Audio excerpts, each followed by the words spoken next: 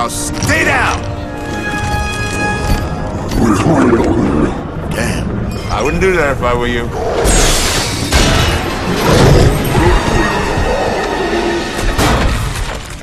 Kamusta kayong lahat? Nandito na naman tayo sa Filipino Chill Recap.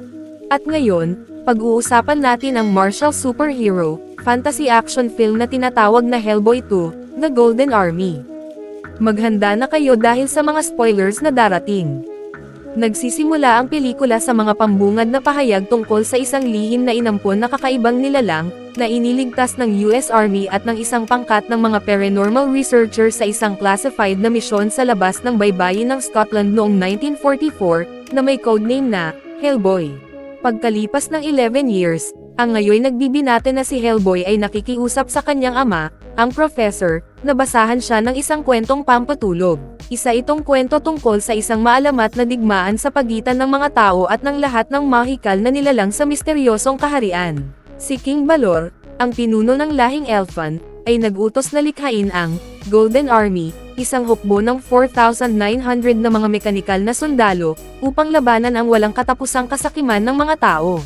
Ang maestro na Goblin Blacksmith ang humulma ng isang mahiwagang korona, na nagbibigay daan sa sinumang may dugong maharlika na utusan ang Golden Army. At kaya, nang muling sumiklab ang isa pang labanan laban sa mga tao, pinatay ng Golden Army ang lahat ng walang awa, at binalot ng pagsisisi si King Balor nang mapagtanto niya kung gaano ito kalakas at kung gaano kalaking pagkakamali ang kanyang nagawa.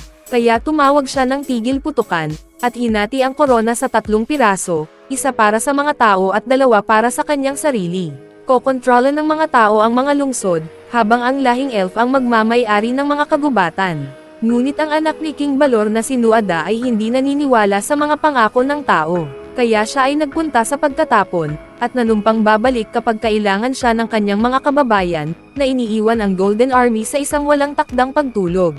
Sa kasalukuyan, isang albino na lalaki ang nagsasanay ng espada, at inihahayag ang sarili bilang si Prince Nuada, handang bumalik mula sa pagtatapon. Isang halimaw na si Mr. Wink ang sumama sa kanya upang maging tapat na lingkod. Kasabay nito, ilang mga artifact, kabilang ang piraso ng korona ng mga tao, ay isinasalang sa auction. Ilang sandali pa, sinalakay ni Nuada ang auction kasama si Mr. Wink, at magkasama nilang pinalaya ang ilang misteryosong nilalang upang lipulin ang mga tao, bago kunin ang piraso ng korona. Samantala, sa Bureau for Paranormal Research and Defense, ipinapakita ni Agent Manang ang ilang litrato ni Hellboy sa publiko kay Lizardman, at nagrereklamo na sinisira ni Hellboy ang imahe nila bilang isang lihim na organisasyon ng sinasadya, para lalo pang pahirapan ang kanyang buhay. Ipinaliwanag ni Lizardman na ang hormone relationship ni Hellboy kay Liz ay tensyonado sa ngayon gaya ng sa ibang magkasintahan, na maaaring siyang dahilan ng kanyang pabigla-biglang asal. Sa sandaling iyon, bumulusok si Hellboy sa pader ng silid, habang lalo niyang ginagalit ang kanyang pyrokinetic na kasintahan na si Liz dahil sa kanyang catamaran at kalat. Habang kumakalma si Liz para kausapin siya, tumunog ang alarma, at naantala ang kanilang pag-uusap. Kalaunan, binigyan ni Manang si Hellboy ng isang pakete ng Cuban cigars kapalit ng pagiging lubhang maingat niya, habang pupunta sila upang imbestigahan ang insidente sa auction house. Pagdating nila sa lugar, natuklasan nilang walang nakaligtas at walang mga katawan mula sa mga bisita, ni isa man. Naghahanap si Lizardman gamit ang isang piraso ng espesyal na kagamitan upang malaman ang sanhi ng pag-atake, at nakakita siya ng mga kaong may marka ng Royal Seal, na inihahatid lamang sa panahon ng digmaan. Habang nag-iimbestiga, naramdaman ni Lizardman na may kasama sila, at hindi nagtagal ay nagpakilala na ang mga ito. Ipinaliwanag ni Lizardman na ang maliliit na nilalang na may pakpak na ito ay tinatawag na tooth fairies, na karamihan ay kumakain ng calcium, mga buto, balat, mga laman loob, at mga ngipin. Habang ginagamit niya ang kanyang psychic powers upang subukang hanapin ang mga nilalang, aksidenteng nailagay ni Lizardman ang kanyang kamay sa tiyan ni Liz, at naramdaman niyang siya ay buntis, na ikinagulat niya. Bigla, isang kawan ng mga gutom na tooth fairies ang umatake sa grupo.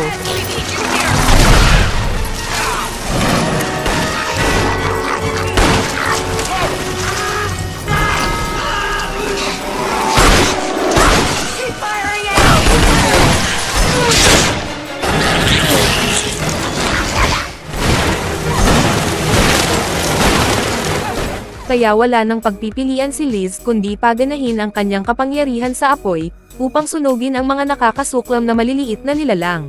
Nagtago si Lizardman sa ligtas na itaas na palapag ayon sa utos. Gayunpaman, ang matigas ang ulong si Hellboy ay tumangging magtago, kaya nang pasabugan ni Liz ang silid gamit ang kanyang apoy, siya ay naihagis palabas ng bintana at bumagsak sa lupa, kung saan walang hiya niyang naipakita ang sarili sa publiko, pati na rin sa media. Lumapit ang karamihan kay Hellboy, na ikinatutuwa niya, habang lalo namang nagiging problema kay Manang, dahil opisyal nang nabunyag sa labas ang Paranormal Bureau. Samantala, sumama si Mr. Wink kay Nuada, na dumating upang kausapin ang kanyang ama na si King Balor. Tumanggi si Nuada na isuko ang kanyang sandata, at nagbanta pa na papatayin ang bantay. Sa kabutihang palad, pinigilan siya ng kanyang kambal na kapatid na si Nuala. Sa kabilang panig, masayang pinapanood ni Hellboy ang mga balita tungkol sa kanya at sa iba pang mga ahente. Hindi man lang itinago ni Hellboy ang kanyang kasiyahan, habang nakikita na siya ngayon ng buong mundo, nang hindi niya alam na si Liz ay kumuha na ng maraming lihim na pregnancy tests, na lahat ay positibo. Galit na galit si Liz dahil ayaw niyang tinatitigan siya ng mga tao, at pakiramdam niya ay isa siyang kakaiba. Maya-maya, dumating si Manang at ipinaalam kay Hellboy na magpapadala ang Washington ng isang bagong ahente ng Paranormal Bureau dahil sa kanyang mga huling pabigla-biglang aksyon, at hindi ito ikinatuwa ni Hellboy. Bumalik tayo kay Nuada, na sa wakas ay muling nakasama ang kanyang ama, matapos ang mahabang panahon ng pagkawala sa pagkatapon. Masaya si King Balor na panatilihin ang kanilang tigil putukan sa mga tao, sa kabila ng bago at hindi gaanong magandang pag-unlad sa sibilisasyon ng tao. Ngunit hindi ganoon ang tingin ni Nuada, at naniniwala siyang walang makapipigil sa kasakiman ng mga tao, at sa lalong madaling panahon ay itutulak nila ang mga misteryosong nilalang tungo sa pagkalipol. Ngunit kumampi si Nuala sa kanilang ama, dahil gusto rin niyang manatiling natutulog ang Golden Army. Binigyan ni King Balor ang kanyang anak ng isang huling pagkakataon na baguhin ang kanyang isip, ngunit tumanggi si Nuada na umatras, kaya wala siyang ibang pagpipilian kundi hatulan siya ng kamatayan. Ngayon, mag-isa sa kanyang plano na gawin ang anumang kinakailangan upang gawing ligtas ang mahiwagang kaharian, lumipat si Nuada sa karahasan. Kahit malinaw na mas kaunti ang kanyang bilang, nagawa ni Nuada na patayin ang mga bantay ng kanyang ama sa pamamagitan ng kanyang napakahusay na kasanayan sa espada.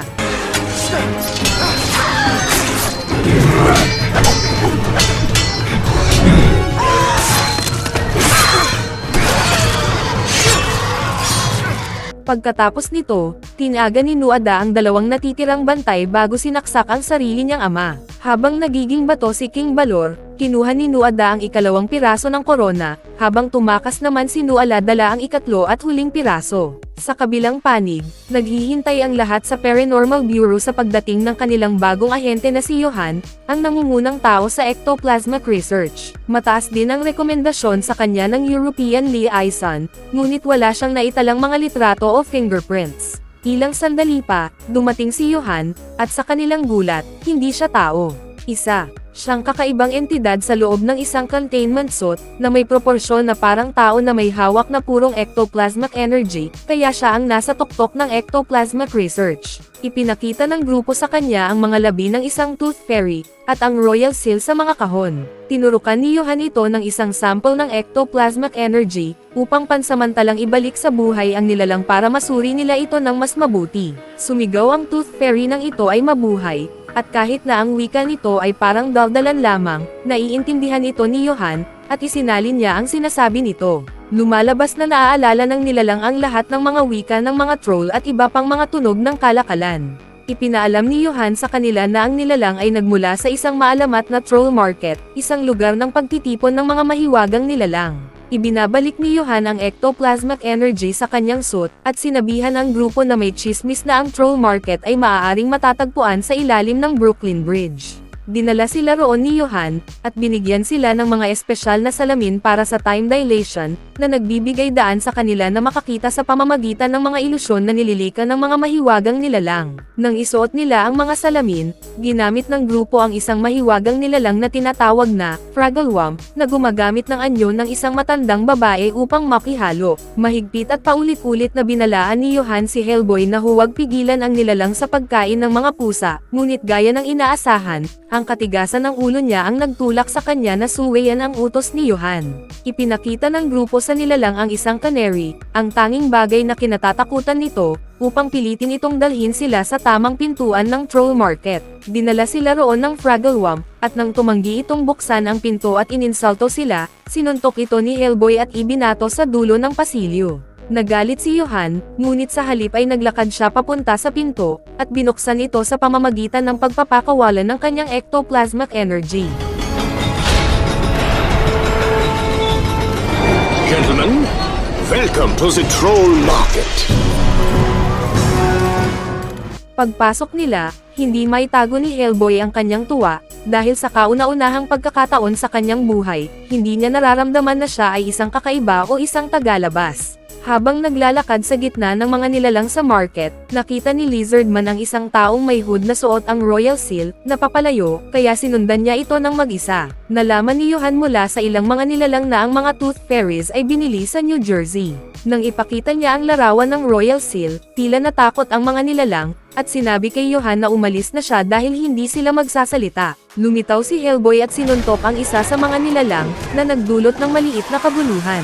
Pagkatapos nito, nagpatuloy siya sa isa pang handang magsalita, dahil ayaw na nitong masuntok pa ni Hellboy. Ipinaalam nito kay Hellboy na si Prince Nuada ang bumili ng mga Tooth Fairies, at ang plano nitong magdeklare ng digmaan laban sa mundo ng tao. Samantala, ang taong may hood ay nagbunyag na siya pala ay si Princess Nuala, na ipinakita ang kanyang pulse eres na may marka ng Royal Seal sa isang nilalang, na nagbigay sa kanya ng isang mapa na iniwan ni King Balor para sa kanya. Ang mapa ay naglalaman ng lihim na lokasyon ng Golden Army. Maya-maya, pumasok si Lizardman sa tindahan, kung saan hinarap siya ni Nuala at tinanong kung ang kanyang kapatid na si Nuada ang nagpadala sa kanya upang sundan siya. Ipinatong ni Nuala ang kanyang kamay sa kamay ni Lizardman, at lumabas na pareho silang may parehong psychic powers. Habang binabasa nila ang isa't isa sa pamamagitan ng kanilang mga kamay, biglang sumugod si Mr. Wink upang salakayin si Nuala. Agad siyang tumakas ayon sa utos ni Lizardman, habang hinaharang naman niya si Mr. Wink. Go! Now go!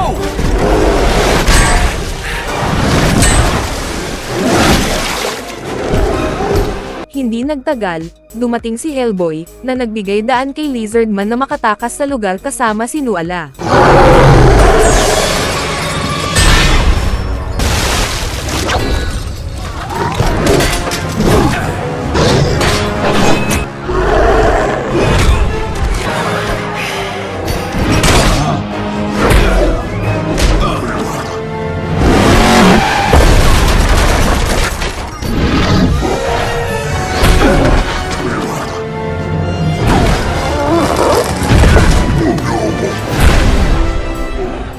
Now stay down! Matapos ang isang napaka-intense na laban, napatunayan ni Hellboy na siya ang nagwagi, habang si Mr. Wink ay naipit at nawasak ng isang mekanikal na kagamitan na may mga tinak. Bumalik si Lizardman sa eksena kasama sina Nuala at Johan, na gustong paalisin sila agad, dahil nabunyag ang kanilang pagkakakubli dahil sa kaguluhan ni Hellboy. Agad na kumalat ang balita tungkol sa pagkamatay ni Mr. Wink, na ikinagulat ni Nuada. Samantala, ipinaliwanag ni Nuala sa grupo na hawak niya ang huling piraso ng korona ng kanyang ama, pati na rin ang cylinder mula sa library na naglalaman ng lokasyon ng Golden Army. Humingi si Johan ng piraso ng korona, ngunit tumanggi si Nuala na ibigay ito, dahil namatay ang kanyang ama habang pinangangalagaan ang tigil putukan sa mundo ng mga tao. Ayaw ni Johan na bumalik sa Paranormal Bureau kasama ang prinsesa dahil sa mga regulasyon at proseso. Bigla, lumitaw si Nuada, galit sa pagkawala ng kanyang kasama, kaya naglabas siya ng maliit na binhi sa lupa at sa tubig ng imburnal. Sa loob lamang ng ilang segundo, lumitaw mula sa lupa ang isang napakalaking nilalang na maraming tentacles. Pinalitan ni Hellboy ang kanyang kilalang, Samaritan, pistol ng isang napakalaking 6-barrel minigun na tinawag na I'm gonna get me big baby. Bago lumala ang labanan, unang napansin ni Hellboy ang isang batang naiipit sa loob ng kotse na nakataya sa kamatayan. Hang on, kid.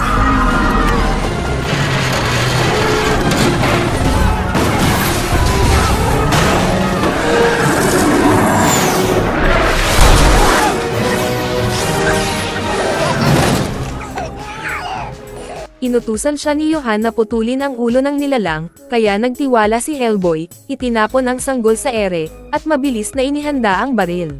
Nahuli ni Hellboy ang sanggol gamit ang isang kamay bago niya tinutukan at pinutukan ang nilalang ng 2 beses. Habang paulit-ulit na inuutusan siya ni Johan na tapusin ito, sinubukan ni Nuada na kumbonsihin si Hellboy na buhayin ang nilalang, dahil ito na lamang ang huling uri nito. Ngunit pagkatapos ng pag-iisip, sa wakas ay pinutukan ni Hellboy sa ulo ang nilalang.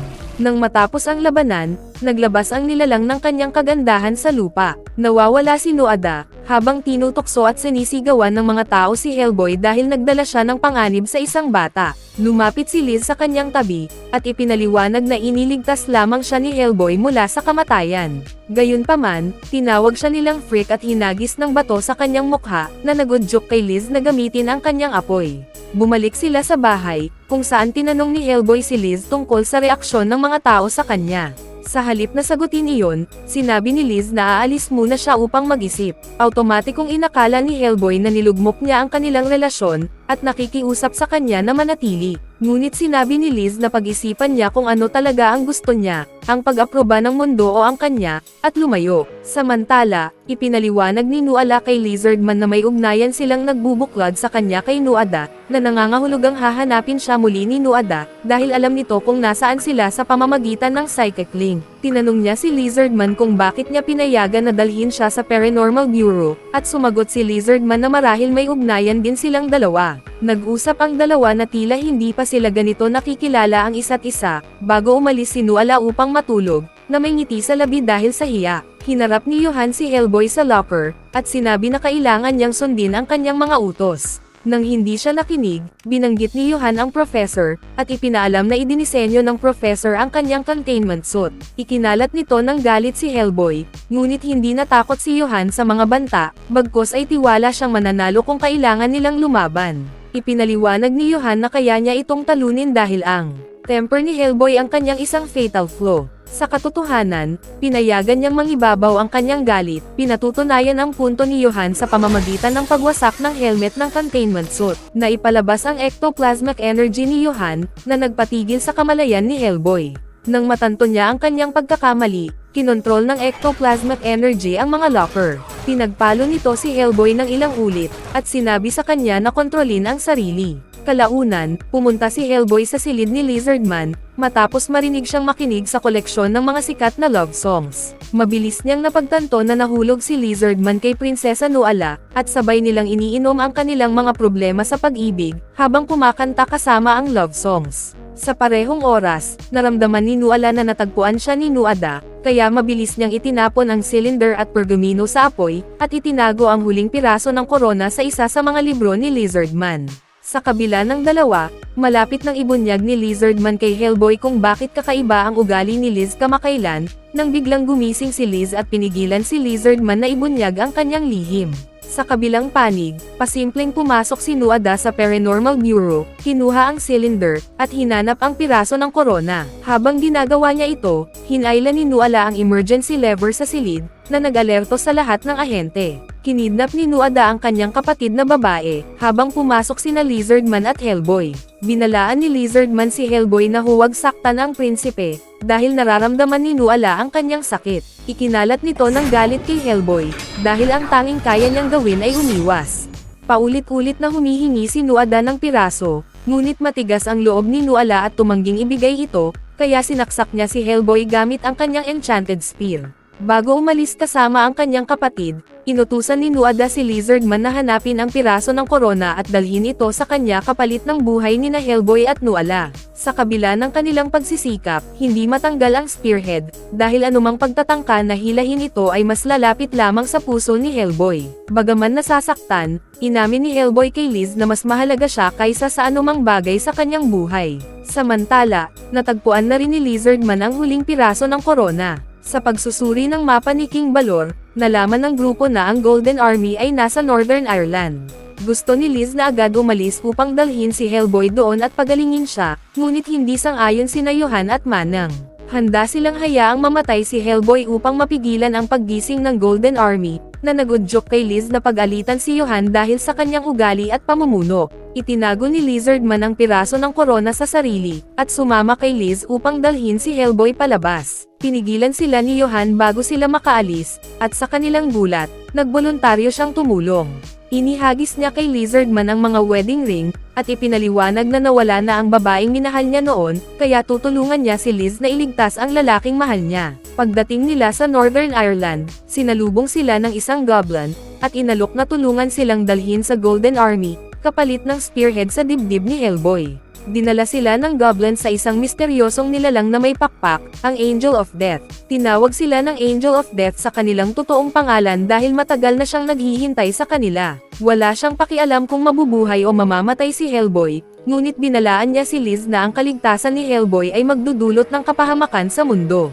Sa kabila ng babala at ng katotohanang mas magdaranas siya kaysa sinuman, pinili ni Liz si Hellboy. Kaya inalis ng Angel of Death ang spearhead, at inutusan siya na bigyan si Hellboy ng dahilan upang mabuhay. Sa damdamin, bumulong si Liz sa kanyang tainga na magiging ama siya, na nagdulot ng labis na pagkabigla kay Hellboy. Pinutol sila ng goblin, at dinala ang grupo sa Central Chamber ng Golden Army, kung saan naghihintay si Nuada kasama ang kanyang bihag. Inihagis ni Lizardman ang huling piraso ng korona kay Nuada, sa kabila ng babala ni Nuala at ng kanyang koponan, na umaasang mapapalaya si Nuala. Ngunit sinuot ni Nuada ang korona, at pinaksil sila sa paggising ng Golden Army.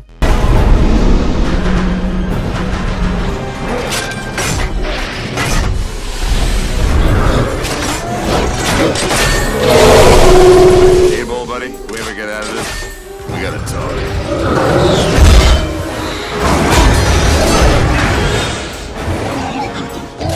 Open wide!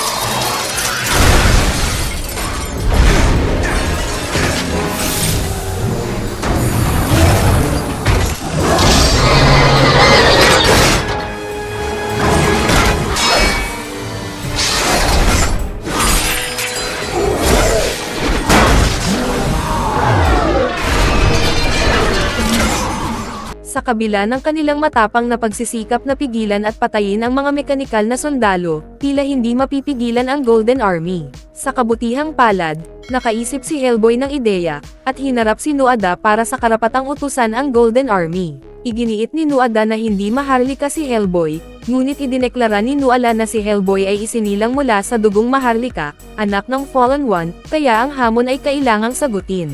Sinagot ni Nuada ang hamon sa pamamagitan ng paghagis ng espada kay Hellboy, habang ginagamit niya ang kanyang spearhead.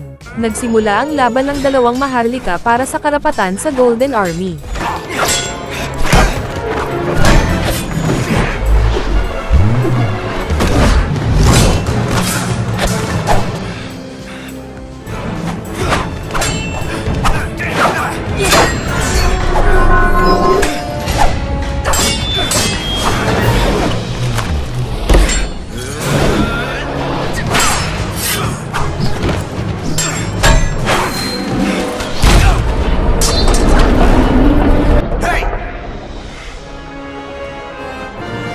Nice ride, huh?